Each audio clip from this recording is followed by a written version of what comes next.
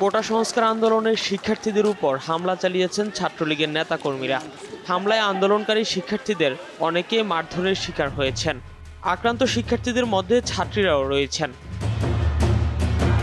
15 জুলাই টিএসসিতে কোটা সংস্কার আন্দোলনে যুক্ত শিক্ষার্থীরা সমাবেশ করেন। বেলা 3টার দিকে বিজয় 71 হলের সামনে শুরু হয় সংঘর্ষ।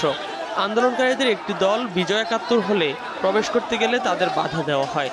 এ নিয়ে ছাত্রলীগের নেতাকর্মীদের সঙ্গে তাদের সংঘর্ষ শুরু হয়। আন্দোলনকারী শিক্ষার্থী ও ছাত্রলীগের নেতাকর্মীরা দুই পাশে অবস্থান নিয়ে কিছুক্ষণ পাল্টাপাল্টি ধাওয়া ও ইটপাটকেল নিক্ষেপ চালিয়ে যান। অনেক শিক্ষার্থী ছাত্রলীগের নেতাকর্মীদের লাঠির আঘাতে আহত হয়েছেন।